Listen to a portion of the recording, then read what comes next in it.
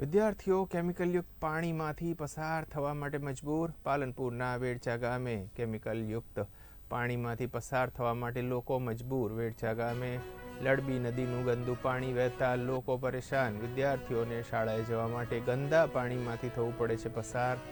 અનેક રજૂઆતો છતાં સમસ્યાઓનો કોઈ ઉકેલ નહીં. ગ્રામજનો કોઝવે બનાવાય તો સમસ્યા હલ થાય તેવી ગ્રામજનોની માંગ.